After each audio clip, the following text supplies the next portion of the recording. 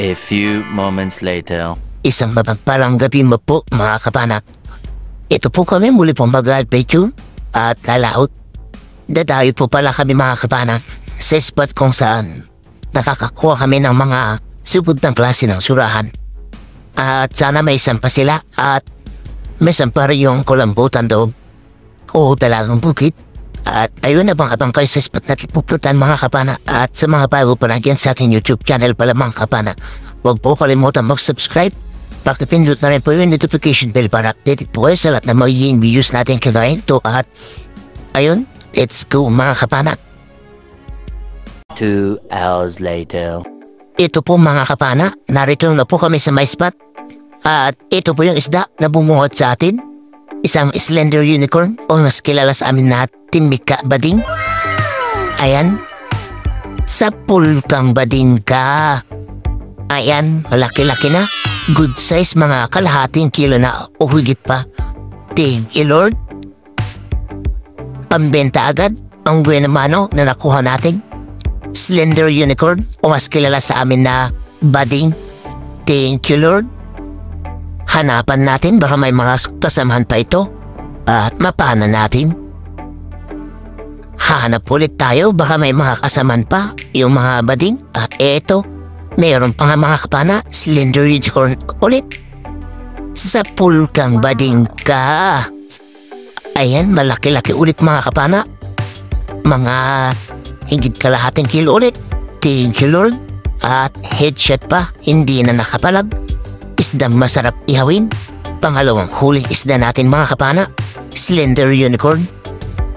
Dito naman mga kapana ay nakakita tayo ng kulambutan o mas kilala sa amin na laki, cuttlefish naman sa English. Ayan, malaki-laki na, mga higit 1 kilohin o magdadalawang kilo na rin. Eto siya mga kapana, nagkulay bato pa para hindi ko sana makita pero nakita ko rin. Ayun, sa pool. Namuti yung kalahating katawan kaya maganda yung patama natin. Thank you Lord. Nakadagdag tayo ng kulambutan na pambebenta. 40 ulit kapag naibenta bukas. Nasa 230 na rin kasi yung 1 kilo nito mga kapana, kaya maganda-ganda na pambenta ito. At maganda rin na iadobo ito mga kapana o calamares. Thank you ulit Lord. 40 na naman. Sana may mga kasama nito para makadagdag tayo sa kulambutan natin na huli. Hanap ulit tayo ng isda na mapapana. Ito isang slender unicorn ulit. Good size na rin. Nasa 300 grams. Sa pulkang isda ka. Ayan, bating naman yan kung tawagin dito sa amin mga kapana. Slender unicorn sa English. Ewan ko lang sa inyo mga kapana kung anong tawag sa inyo. Ang isdang ganito. Masarap na ihawin ito mga kapana. Hanap na naman tayo. Ito naman mga kapana, malaking slick unicorn. O mas kilala ulit sa amin na bading agrin. Sa pulkang bading ka. Ayan, bading pa rin yan kung tawagin dito sa amin mga kapana. Kaso, tawag namin talaga dyan ay bading agrin. At yung isa kanina mga kapana ay bading Timika. Hanapan ulit natin baka may mga kasamahan. At ito mayroon pa isa. Sa pulka ulit. Ayan, headshot na naman mga kapana. Medyo maganda yung pulso natin ngayon. Nakaka-headshot tayo. Thank you ulit Lord. 40 na naman kapag nabenta bukas. Isang bading agring ulit. Sana may mga kasamahan pa. At mapana natin, eto, sumalubong. Sa pulkang isda ka. Bading agrin ulit mga kapana. Malaki-laki na ito. Nasa 750 grams na ito. Thank you ulit Lord. 40 na naman. Nasa 180 to 190 na yung kilo nito mga kapana. Kaya goods na pambenta. Ang isdang masarap ihawin. At nakakita naman tayo ng isang barakuda. Sa pulkang barakuda ka. Babayo naman yan kung tawagin dito sa aming mga kapana. At ito yung pang-uulam natin. Kikilawin natin ito mga kapana. Bukas, pang-agahan. Thank you ulit Lord. May pang-ulam na. Dito may nakita tayong malaking balatan mga kapana. Ito yung balatan na kung tawagin dito sa amin ay susuwan. At ayan, malaki-laki. Sa ibang lugar ito mga kapana ay mahal yung bilihan. Kila Bicol Vlog, nabibili yan. Kaso dito sa amin, hindi nabibili kaya hindi na natin kukunin. Sayang, malaki-laki na sana yan. Hanap na lang tayo ng isda na babapana. Ito, itiman. Sa pulkang itiman ka. Pugot naman yan kung tawagin dito sa amin mga kapana. Labahita naman sa iba. At sa English naman yan ay surgeon fish. Thank you Lord, pandadagdag sa pambebenta. At dito pala mga kapana, nakapana tayo ng napakalaking luba o brown marble grouper. O mas kilala naman sa amin dito na kurapo. Hindi na natin nakuha na ng video sa pagpana mga kapana kasi sobrang bilis ng pangyayari. Umatras agad siya kaya pinana na lang natin at ayun, pagkalabas natin sa butas, nakawala pa, buti at masama na yung tama kaya eto, nag-second shot tayo. Ayun, tinamaan. Thank you Lord. Na puruhan na natin siya ng todo mga kapana. Ayan, malaki-laki na yan, mga tansya ko. 7 kilo o 8 kilo na yan. Thank you Lord. Ito na ata yung pinakamalaki na nakuha ko. Na lapu-lapu. First class na pambebenta. Thank you Lord. 250 na yung kilo nito. Pagkatapos natin ma-secured ang lapu-lapu, naghanap ulit tayo ng isda na mapapana. Eto, talagbago nandito sa may coral. Ayun, sa pool. Thank you Lord. First class ulit yan mga kapana na pandadagdag natin sa pambebenta natin. Thank you ulit Lord. At dito mga kapana, nakakita tayo na mag-asawang danggit. Eto sila oh. Pagtabihin natin para mapana natin silang dalawa. At ayun, ayaw tumabi kaya ito na lang inuna natin. Tinamaan na isa kaya agad tayo nag-reload dyan para mapana ulit yung isa. Sa pool ka na naman, ayan, nakuha natin silang dalawa mga kapana. Danggit o danggit bahura. Mas kilala naman sa amin ito na amplong. Thank you Lord. Pandadagdag sa pambebenta natin ito. Kasama na itimang isda o labahita kanina. At hanap ulit tayo mga kapana. Ano kayang isda ang susunod na magpapakita? Eto, isang bigay emperor. Sa pulkang emperor ka, ayun. Nakapunit mga kapana. Asan na kaya? Eto siya mga kapana. Sa pulka na naman. Ayan, wala na siyang kawala yan mga kapana. Na headshot na. Thank you Lord, pandadagdag ito sa pambebenta natin. BI Emperor o mas kilala sa amin na Mulagat Abugsi. Malaki-laki na rin ito, mga 1 kilohin na. Thank you ulit Lord, kwarta na kapag naibenta ito bukas.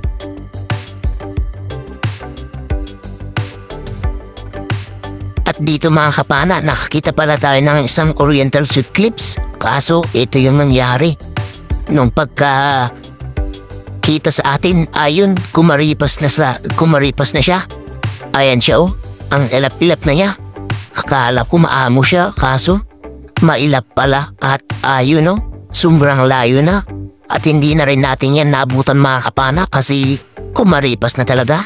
Sayang, malaki-laki na sana yun, mga 2 kiluhin na. Hanap na lang tayo ng panibagong mapapana.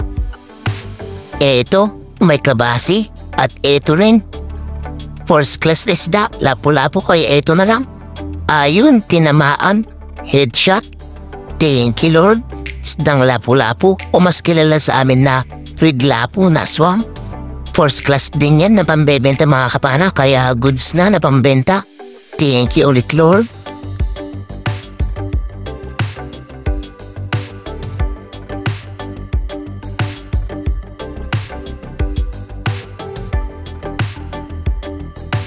Hanap ulit tayo.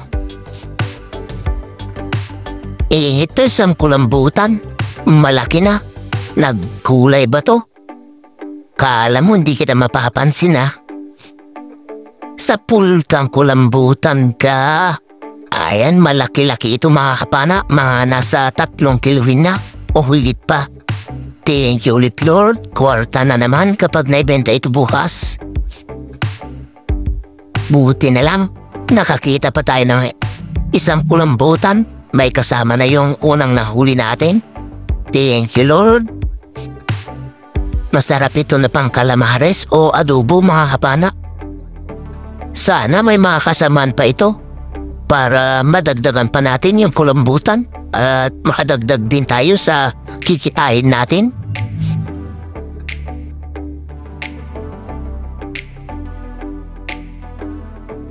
Sana makakuha pa tayo ng kulambutan.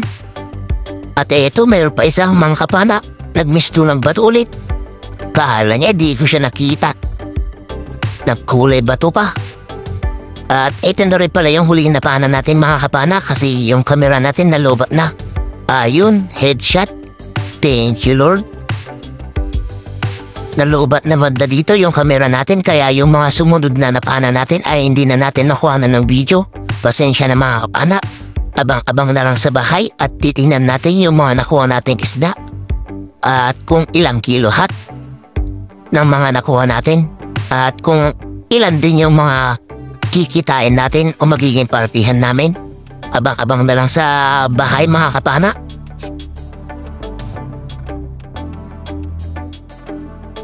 Two hours later. Good morning po mga kapana. Ito na po pala yung mga nakuha natin.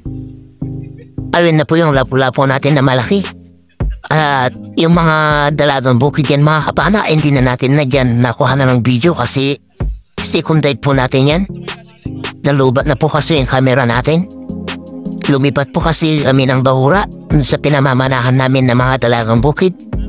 Kaya hindi na natin nakuhanan ng video yung mga dalagang bukid yan. Pasensya na ulit mga kapana.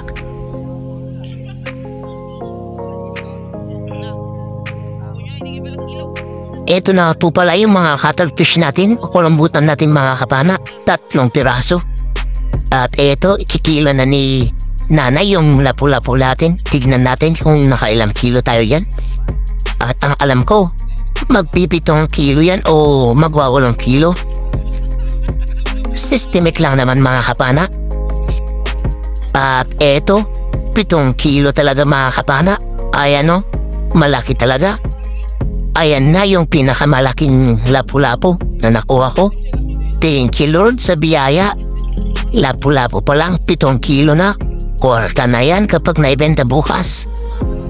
Thank you Lord.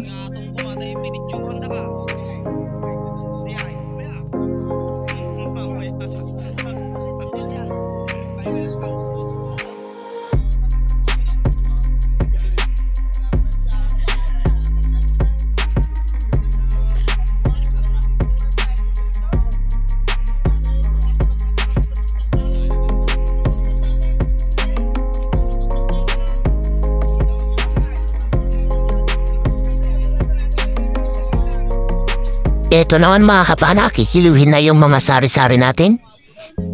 Ayun yung barakuda natin mga kapana. 2 yan, yung nakuha natin. Yung isa kinuha natin na pangkilaw. At yung unang salang sa sari-sari natin. Ayan, ilang kilo kaya? Yung unang salang. Ayan, 3 kilo. At ito naman yung pangalawang salang. 3.5. At ito naman yung labahita at danggit natin.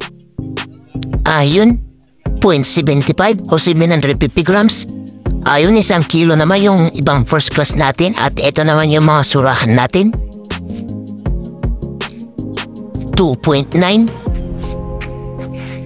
Ayun, ginagawa pa lang 3 kilo.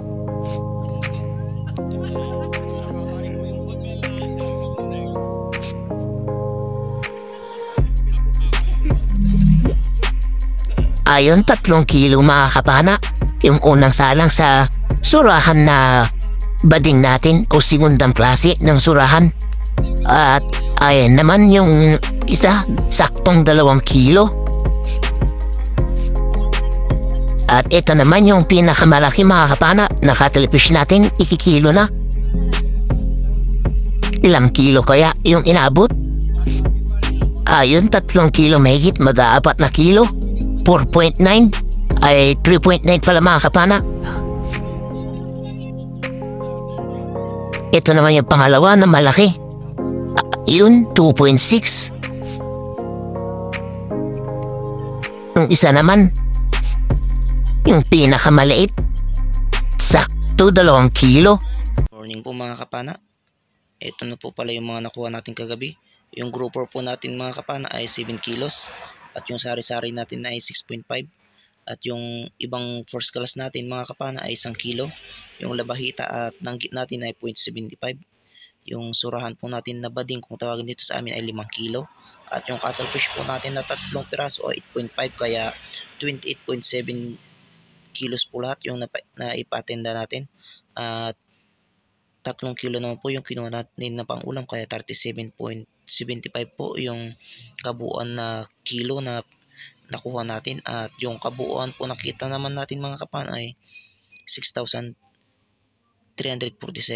plus yung sa kasama ko po 4,654 kaya 11,001 yung kabuuan na bayad ng isda namin na dalawa. At minus 800 po na gastos, 150 na maintenance kaya 10,051 po yung natira. At pinag-apat kaya 2,512 po yung bawat isa. At ayun, malaking tulong na po yun mga kapana, lalo na po. At ngayon may gastusin po kami mga kapana.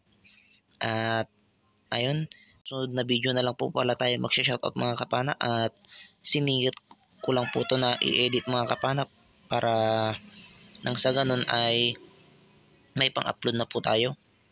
Pupunta pa po kasi ako ng ospital mga kapana kaya ayun, sa susunod na lang po tayo mag-shoutout mga kapana. Maraming salamat po mga kapana sa mga nakarating po sa huli ng aking video. At ayun, sa mga hindi rin po nag-i-skip dyan ng ads, maraming salamat din po. At sa lahat ng sumusuporta po sa akin, maraming salamat po mga kapana. At ingat po tayo lagi mga kapana. At God bless po sa ating lahat. Bye bye po mga kapana.